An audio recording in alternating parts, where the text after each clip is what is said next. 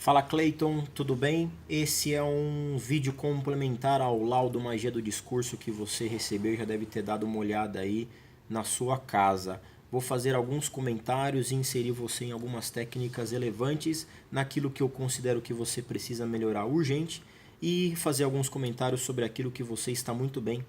Este comentário se refere à sua sustentação oral feita no dia 16/4 pela Faculdade Pós-Graduação FADISP, pós-graduação em Direito Militar. Muito bem, olhando aqui o seu laudo, percebemos que a sua pior pontuação é a estruturação do discurso, na qual você teve a graduação 0 na questão de agradecimento inicial. Esse é um ponto que você precisa tomar cuidado. O agradecimento inicial ele está conectado com a empatia.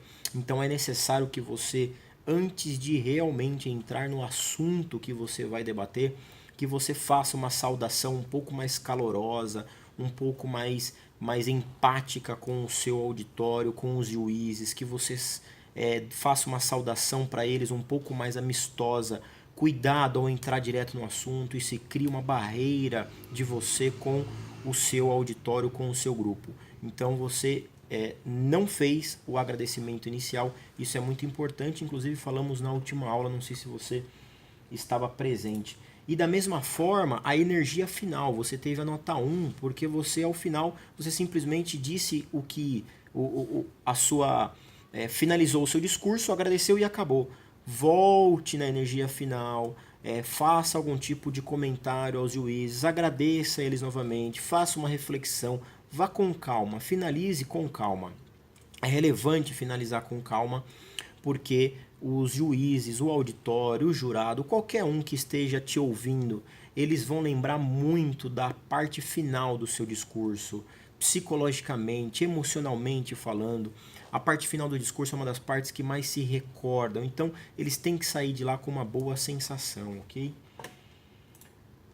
Uma coisa que chamou muita atenção agora entrando na forma do discurso, a questão das pausas estratégicas e vícios de comunicação, que eu acabei te dando a nota 0, porque você puxou demais, Clayton, a questão do...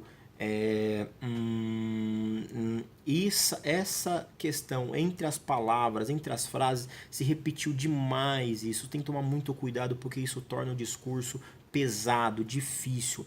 Ao invés de você, entre uma palavra ou outra, falar o o né, o an, você faz uma pausa. A gente chama isso de pausa estratégica. Você silencia, simplesmente silencia, respira e só vai abrir a boca e emitir um som quando você tiver certeza da palavra que você vai utilizar. Isso é muito comum e isso é muito fácil de ser resolvido. Eu estou tornando isso consciente para você agora e eu tenho certeza que a próxima vez que você proferir um discurso, isso estará na sua mente. Então, é uma questão apenas mesmo de apontar aonde está o erro. Tá? A utilização do espaço teve a nota 4 aqui, né? Utilização do espaço.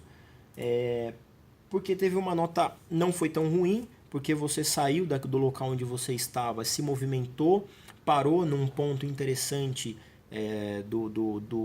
do ambiente que você poderia se locomover, só que dali você não saiu mais, você deveria ter se movimentado mais. A movimentação é importante para dar ali um pouco mais de controle emocional, para também fazer com que o auditório acompanhe você. Essa questão gestual no oratório é muito importante. Então, ponto positivo para você por ter saído daquele ambiente. Você poderia ter ficado ali o tempo todo do lado da mesa, você saiu, se posicionou muito bem, só que de lá você não saiu mais. É importante que, na medida em que você vá construindo confiança, você comece a se movimentar sem muita movimentação, mas com uma movimentação razoável, ok? Na questão da argumentação, você foi razoável na argumentação. O único ponto a ser comentado aqui é a questão da ideia central. Eu não consegui vislumbrar no seu discurso a questão da ideia central. Quando você falou da ocorrência, do policial, do abandono de posto, você tem que tentar deixar claro na cabeça dos juízes quais são os seus argumentos principais, quais são aquelas teses que realmente vão arrebatar a sua ideia, quais fatos que realmente condizem com as suas teses. Isso não ficou claro, você foi jogando uma tese depois da outra, mas como que se fosse apenas, como se elas estivessem apenas relacionadas em uma cartilha, entende? É importante que você massacre a ideia principal, que você deixe claro desde o começo, olha, quero deixar provado tal situação, quero deixar provado tal tese, quero deixar provado tal fato que a defesa talvez estivesse contradizendo, ok? Vamos ver, descendo aqui, lógica formal. A lógica formal, fundamentos jurídicos, Cleiton. Cuidado, estamos em uma sustentação oral do direito. Você não pode passar 10 minutos fazendo uma sustentação oral sem citar dispositivos de lei, sem citar jurisprudência, sem citar doutrina. Esses argumentos para nós do direito é muito relevante. Outras áreas também, mas para nós do direito é muito relevante. Você precisa comentar um fato, falar alguma coisa, só que você precisa fundamentar o que você está falando. Estou me ligando aqui. Você precisa fundamentar o que você está falando em uma lei, na Constituição Federal, em uma declaração de direitos humanos, em uma passagem da jurisprudência, da doutrina, e eu não vi você fazendo isso, ok? Então tome muito cuidado para que seu discurso não fique apenas no nível dos fatos. Descendo aqui, linguagem corporal. Aqui você foi muito bem. Sua linguagem corporal é muito boa, você é muito expressivo. Foi inclusive uma das suas maiores notas, você ganhou 8 em linguagem corporal. Então quer dizer que para mim está muito bom. Alguns detalhes para corrigir. E uma delas é a voz. A voz sua, que você teve a graduação 4, precisa ser corrigida. A sua voz está robotizada. Você começa em um tom de voz e vai até o fim. Você não faz inflexão de voz. A inflexão de voz é comprovadamente um dos principais recursos para atrair, para persuadir, para chamar a atenção do seu auditório. Então, utilize inflexão de voz, destaque as palavras e as sílabas que você queira mais forte, tudo isso trabalhando com a linguagem corporal, você vai ter outro nível de discurso, ok? Mas de maneira geral, a sua linguagem corporal está muito boa, seus gestos estratégicos, sua movimentação de mão, a sua postura corporal, muito bem postado, tá? O olhar, quando eu falei do poder do olhar, você olha para as pessoas, isso é muito importante.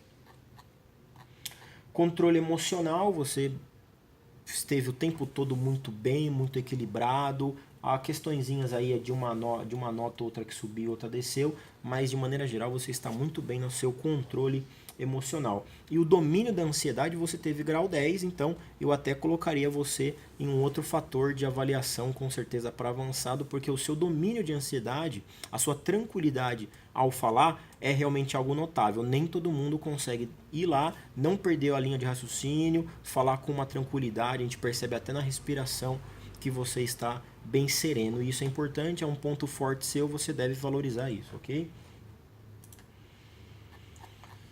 Paixão no discurso. Quando eu falo paixão no discurso, Cleiton, eu estou dizendo do auditório. Como o auditório percebeu ao seu discurso. Agora não é mais você, agora é que tipo de sensação que você causa nele. E a empatia sua foi fraca, talvez porque você não teve energia no começo, não teve energia no final. Essa questão da apresentação inicial não teve empatia, e isso é relevante, principalmente quando a gente fala do júri, ok?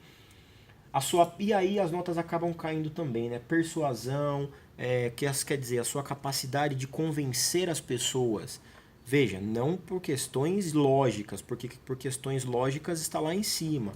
Mas a questão da sua persuasão, como você transmite as palavras e as ideias, como você cria essa sinergia com o seu auditório, isso está fraco, isso precisa ser resolvido. Talvez um sorriso de vez em quando para começar, para falar para os juízes. Lembra, você não está brigando com o juiz, você está tentando convencer o juiz. Então nada melhor do que ser educado, muitas vezes sorrir, muitas vezes conversar com o juiz ou com o jurado, como que se ele fosse uma pessoa mais íntima sua, e não ficar aquele discurso truncado, estritamente jurídico, técnico, que isso distancia um pouco as pessoas, tá bom? E a percepção do auditório, e aí realmente é um dos pontos principais, é como o auditório te enxergou. A questão da sua personalidade, autoridade, foi muito bem. Então você tem personalidade, tem autoridade, com certeza o seu juiz e o auditório vão perceber que você sabe do que está falando, você tem conhecimento, você tem legitimidade. As suas notas caíram um pouquinho em transparência e atrair atenção. Eu acredito que por conta da voz, a sua voz muito robotizada, muito ritmada, no mesma sequência, isso aí pode ser alterado, né? Então, como você caiu na questão da atenção, atrair atenção, se você fosse dar uma aula, bem provavelmente os alunos iriam ficar um pouco com sono.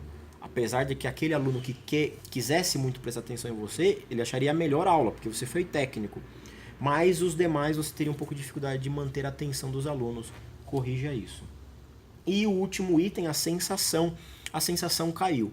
A sensação caiu. A sensação é, puxa, será que ele poderia falar mais? Será que ele poderia usar outros tipos de argumentos? Será que ele poderia ir por outra via? Isso daí você tem que corrigir.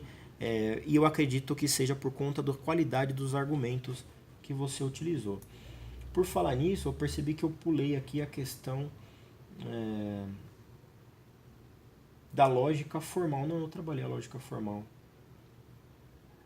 Sim, é que eu acabei não falando então da qualidade dos argumentos. Você precisa dar uma corrigida na qualidade dos argumentos, aprofundar um pouco mais na questão técnica do direito, talvez por isso mesmo esteja relacionado à questão da fundamentação jurídica. Acredito que quando você correlacionar um fato com uma tese jurídica de um renomado jurista, você faz então um argumento de autoridade, né? Você joga, conforme disse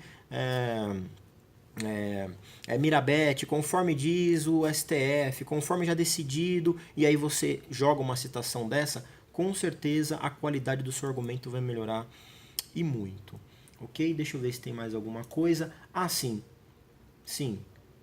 Além dos vícios, os dois principais pontos para ser corrigidos, a questão do vício da comunicação, que eu já comentei com você, o o né, isso aí tem que ser corrigido imediatamente, Cleiton. Isso é um problema complicado em você. E a questão, quando você, em alguns momentos, você utiliza uma expressão que ela não é adequada. Você falou, acho que por 4 ou 5 vezes. Porque fulano de tal faz isso ou não? Porque não sei o que, é isso ou não? É isso ou não? Essa questão de você afirmar alguma coisa e dar a possibilidade da negativa dessa mesma coisa, isso gera uma complicação, porque você não está nem afirmando nem negando. Lá, se você lembrar da filosofia, quando se estabeleceu o princípio da identidade, o princípio da negação, aí você viu o princípio do terceiro excluído, que uma coisa ou é afirmação ou é negação. Não existe o terceiro excluído. Na verdade, você está colocando aqui uma possibilidade filosoficamente, como o terceiro excluído é possível. Então você está falando, isso aconteceu ou não, isso aconteceu ou não. Talvez o seu auditório não perceba isso de modo técnico, mas mesmo assim, essas palavras dão uma transparência, uma visibilidade para o seu auditório como algo não exato. E isso não pode ter no jurista. O jurista precisa ter certeza, principalmente porque nesse caso você era promotor de justiça. O promotor de justiça não tem dúvida, ele tem certezas do que ele está falando. Eu anotei um minuto para você, se você quiser dar uma olhadinha lá, rever o vídeo. Era 1 minuto 55 e 10 segundos. Dá uma olhadinha lá, mas você vai perceber que durante o seu discurso você fez isso várias vezes. Mas esse 55, no minuto 55 e 10 segundos, você utiliza, fala dos elogios do policial. Ah, porque o policial tem elogios esses ou não, que minimizam ou não. Não use mais isso, ok? Ou você afirma ou você nega, principalmente na condição de promotor de justiça. Parabéns, muito obrigado por mandar essa sua solicitação e me dar a oportunidade de demonstrar o trabalho. Espero que você goste. Valeu!